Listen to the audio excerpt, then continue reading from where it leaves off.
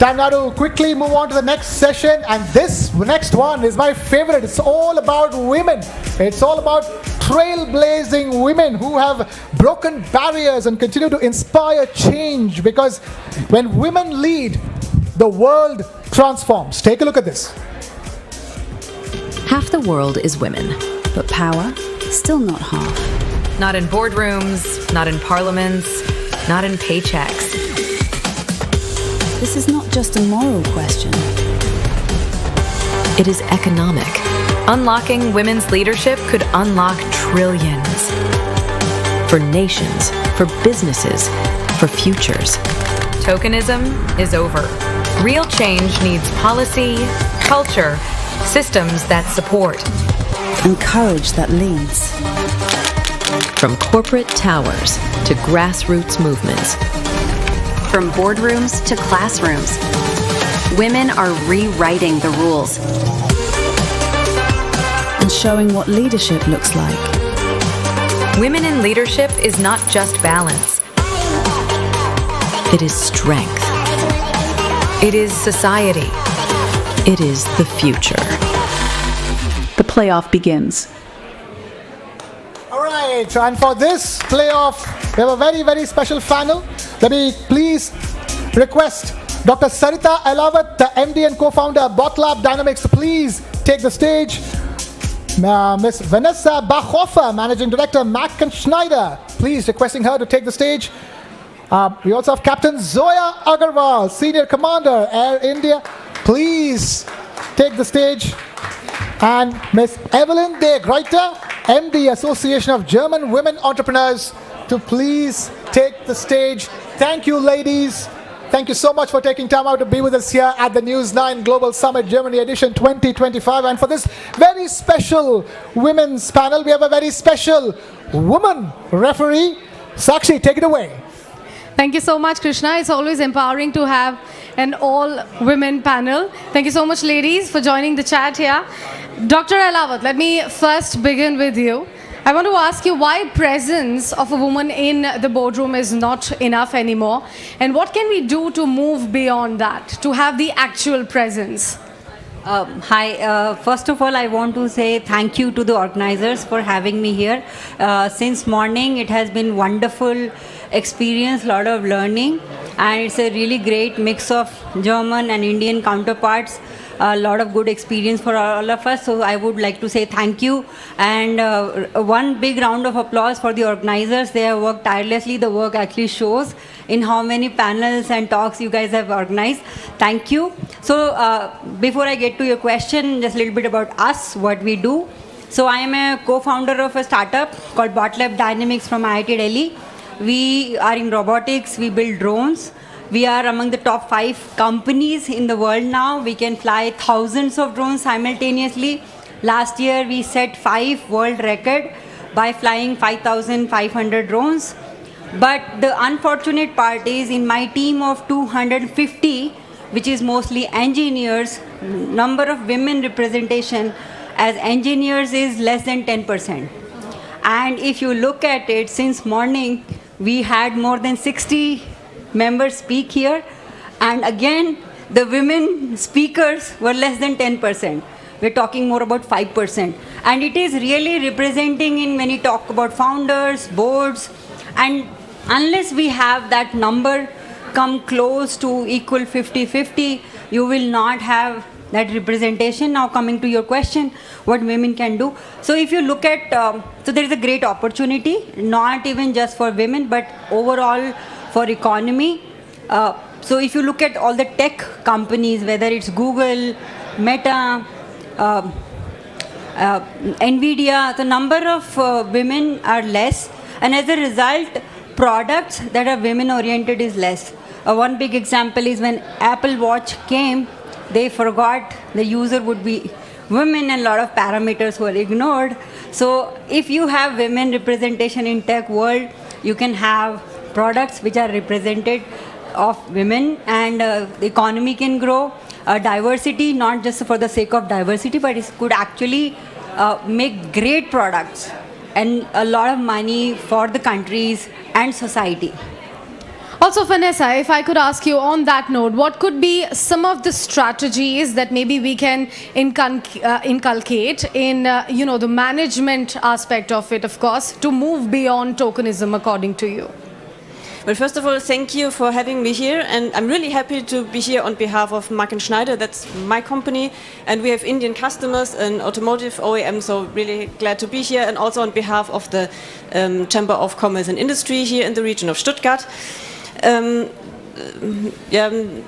here in the region we have the situation that almost 75% of women are in the workplace, so that's a good news, but they are 50% of them are working part-time and not full-time. Closer? Okay. So, but only like 50% of them are working full-time, and the rest of them are working part-time. So, from the perspective of our regional economy, we need more women in the workplace because we have 40,000 jobs vacant at the moment due to demography, and it would be more. So within 10 years, I think we have 100,000 that are the estimations of job vacancies here in the region. So we need women in the workplace, and we need them to work full-time. So from our perspective, what's really important is, number one, the social infrastructure, so that you have daycare that you can rely on. That's still sort of a problem. And at the workplace, we need to have more flexible work schedules. So at my company, we have, I don't know, maybe 80 different work models, especially designed for women and for people who need to take care of their parents or their relatives or whoever needs care. And also we need to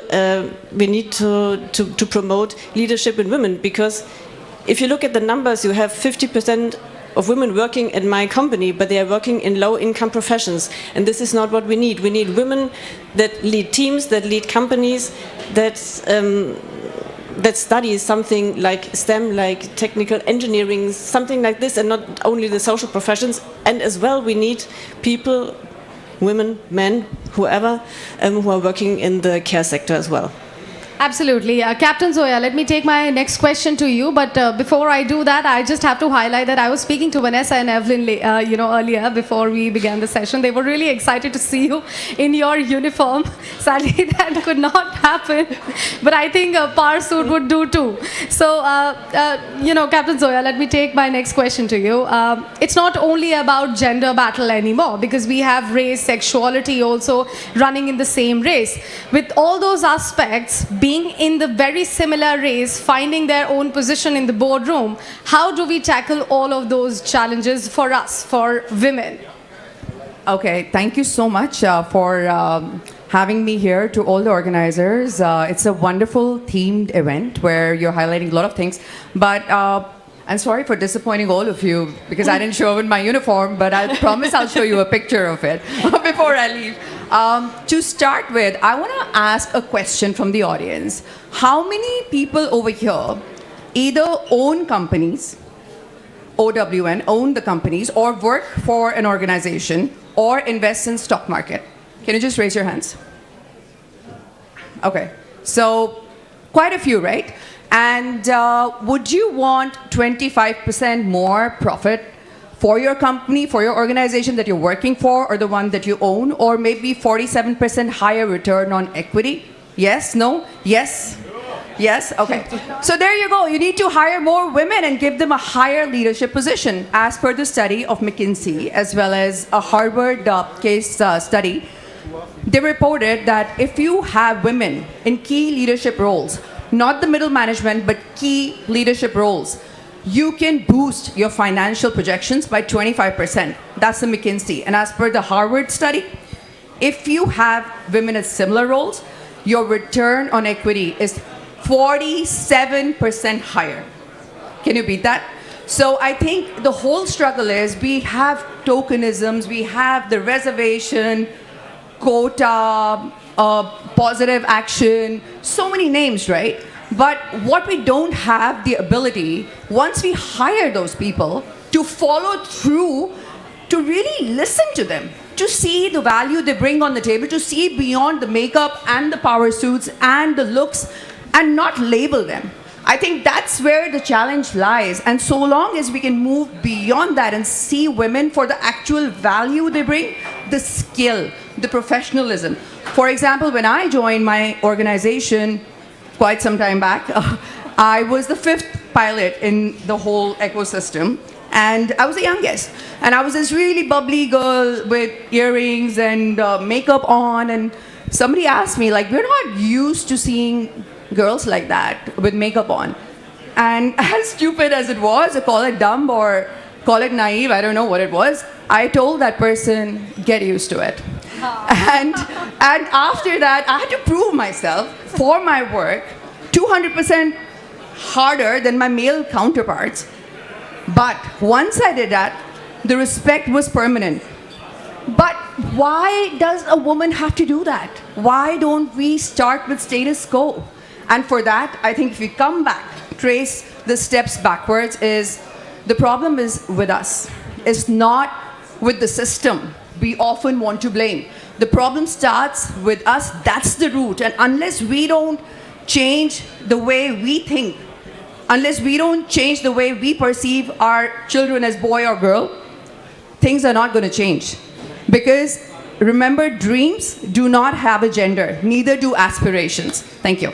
That's a beautiful answer. That's a beautiful answer. Evelyn, do you agree with that? Because after having proven ourselves, we are still asking for a better space. We are still asking for a broader space. Yes, I can only echo the words all three others said. My name is Evelyn de Gruyter. I'm heading the Association of Female Entrepreneurs in Germany. And the association was founded back in the 50s. Thank you. Back in the 50s. And our founder, she was the owner of a big steel mill. She tried to get access to other associations. The DIHK, BDA, BDI, those big industry associations here in Germany. And they said, oh, you should love women, but you shouldn't do business with them. And also, it's just a permanent thing after World War II. So she founded 30 other women, very well-known families here in Germany, like Balsen, the cookie company, and other very famous names. And they founded this association. And you know, back in the 50s, women in Germany still needed the permission of their husbands to go to work or to open up a bank account. So a lot of things changed, but there are still barriers to break. So I can echo what you said. I mean, we have to work on it, and it doesn't only help if we have women on the boards, but they also, the culture in the companies have to change so that they can really get through. And we need the female perspective in, especially in startups, because I mean, how can you leave out 50% of the population? And also what Vanessa said, we need also structural changes in the system, especially what when it comes to the combination of family and work-life balance. Thank you. That's really interesting. And I take immense pleasure while I highlight that, you know, this is not just based on the gender that we are asking for better opportunities or more opportunities in the boardroom, but I will speak on the behalf of every female present in this newsroom. In fact, that we are asking on the basis of merit, right, Dr. Elawat? We are not asking you for the opportunities just because we are female. We can prove it to you. According to you, how can we also groom the younger women, the young girls for those bigger opportunities? To bring equality, I think the numbers are not in our favor. So, I mean, if you look at stats in India, especially after 12th grade, a lot more girl students pass the exam, overall number, and even the number of girls who are topping exam 10th and 12th a lot more than the boys. But as the girls are graduating and then take post-graduation, then PhD and postdoc, and each stage we are losing certain number of female candidates. And when they come, they show up in the jobs. So to begin with, we have a very small ratio to work with. And then expecting that you have this 3% workforce or 5%, and I'm only talking about STEM. in that expecting that, these number of girls should become CEO or CTOs, then it's kind of putting that kind of expectation is not fair on your behalf to that girl, because she may not have, the kind of exposure or the skill set that you need as an organization. And now, in fact, to the lot of credit to the organization and academic institutions, even at IITs, in terms of opportunity, there are a lot equally female students and male students or engineers are treated equal. So I think the struggle is not at mentoring or giving an opportunity. The struggle is the entry point, the ratio is very skewed. You're talking 90 to 10 or 80 to 20 and expecting those 20 will outshine everyone, and there are very few Indra Nui or Kiran Majumdar. So those are less examples because you're dealing with smaller numbers. What I feel what can be and should be done, as my colleague talked about, making the work more encouraging, where women can work according to their needs, because there is a family and other things. So if the work start accommodating female social requirement or responsibilities, and I think those problems can solve. I mean, this is a very serious problem, and Europe has been developed for a very, very long time, and still Europe, US are struggling. Like how many CEOs in US leading the tech companies, and same goes in Europe, and same is in India. So it's a very serious problem, and it has to go beyond this conversation at a root cause level. We need to address, starting from school and addressing why women are falling behind, and then making it a norm that we address it. All right. Vanessa, any word of advice for the gentlemen in this room? Any word of advice on the systemic advocacy for them? How can they be an ally to us? How can they be an ally to us? Okay, so let me think about it. Well, first of all, it's because our perspective is different, and you have a market to win. So, how can we make them allies? Sometimes it helps if they have daughters, and so they start to understand how the world is for a female, for a woman.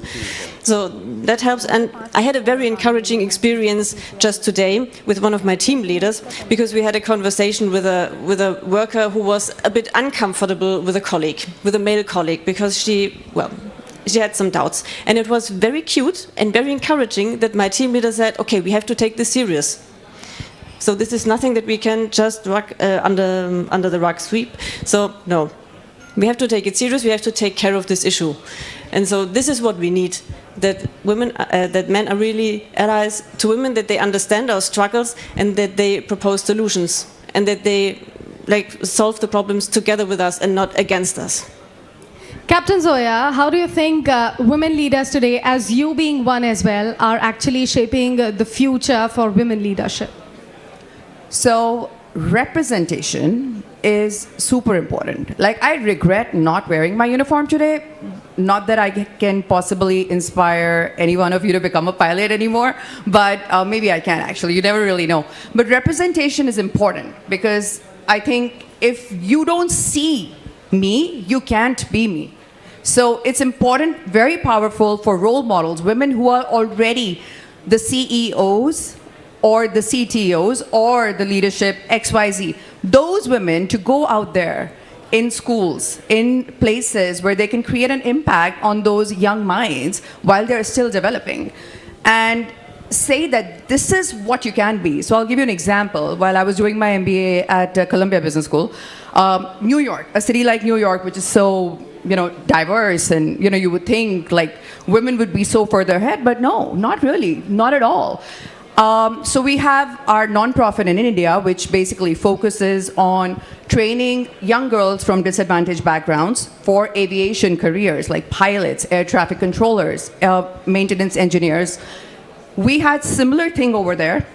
And for that, I would go to a lot of schools where you would have people from disadvantaged and marginalized backgrounds. And once I was giving a boring lecture to young girls over there, a room full of them, and they were listening to me. And I asked them one question. They were probably so bored of my chatter, and I said, what do you want to become when you grow up?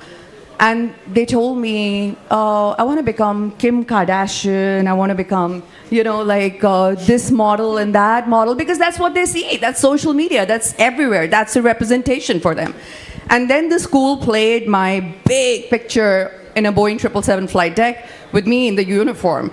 And they were like, oh my God, I want to be like you. And all of them were so fascinated with that thought that they can possibly do something like that and still look like a girl and still be fine, because that representation, I'm a pilot. You have her. If we go out there, this is power, and that represents change. I think this representation is important to change the future of tomorrow. Thank you. Beautiful. And last but not the least, Evelyn, let me come back to you and ask you about, the role of government, of course, and the civil society in shaping a better landscape for women. Yes, it's interesting because internationally it's all the same all over, and we as an association have the big honor to represent Germany within the W20, which belongs to the G20. And I had the honor to visit India in back for the big G20 summit, and it's very important. Well, I'm a little bit like you, Vanessa, that I say don't put women topics aside to an extra process, but it's so important to keep up the things we gained already, because we are facing a major backlash in the moment. I was attending the biggest UN conference in New York City this March, and the representative of the Vatican State, she said on the stage that women finally get back to their designated role of raising kids and caring for the family. And I mean, this is shocking. So we have to stand together also, that we don't face this backlash and keep on fighting. Beautiful. And unfortunately, I have completely run out of time on this discussion here. I wish it could have gone a bit more longer than that. But thank you so much, ladies, for joining us here for the conversation. I will just quickly steal the line that Mr. Barun Das said yesterday, that all you beautiful women are the jewels to our crown. So thank you so much to all you jewels. Krishna, back to you. As usual, requesting everybody, all the wonderful women on stage, to please stay on stage. And we have a couple of surprises. First up, I'm going to invite Mr. Deep Upadhyay of the TV9 network. But I believe, Krishna, Captain Zoya wants to say something. Oh, sorry. Okay, sorry for interrupting Captain Zoya. Captain Zoya, please go ahead. I just want to request every single one of you, and to all the social discussions and networking sessions that you may have in future, please encourage every single person to treat the woman in their house as with the utmost of respect, in terms of an equal, because that's what your children are going to see. Please treat the children the same, the boys and the girls. Teach them the same value system so that they can grow up and be a good human being and not a girl-oriented or a boy-oriented role. Because if women are respected at home for breakfast on the dining table, they will be respected for a boardroom lunch later on in the boardroom. Thank you. Thank you, Captain Zoya, for that very strong and important message that needs to be heard loud and clear all across the world. Thank you so much for that, Captain Zoya. Thank you for that. And requesting all the wonderful ladies to stay back. I'm going to invite Mr. Deep Upadhyay of the TV9 network to please take the stage and present the shawls from the TV9 network first. And then we have a massive surprise from Stuttgart after that. Let's get done with the shawls first.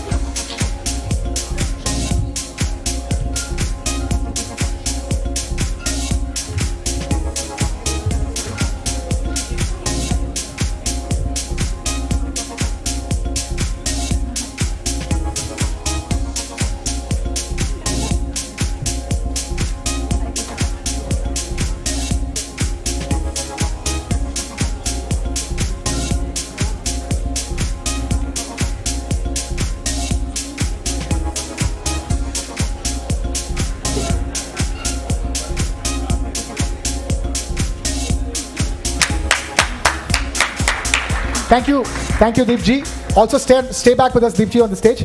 Okay, right time now for a massive surprise from 4FB Stuttgart. The man who's going to present the scarves from Stuttgart side has been a legend of 4FB Stuttgart for 50 years. He was also the Europameister back in the year 1980. Ladies and gentlemen, please put your hands together for Hansi Müller.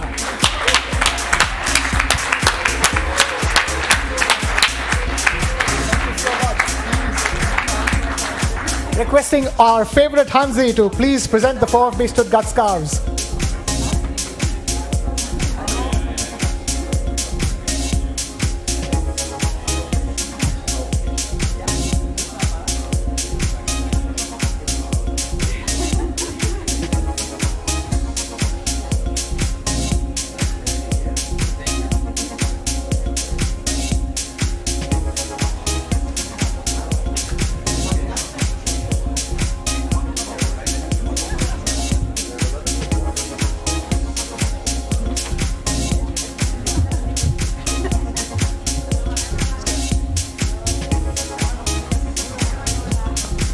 Right, quick photo op.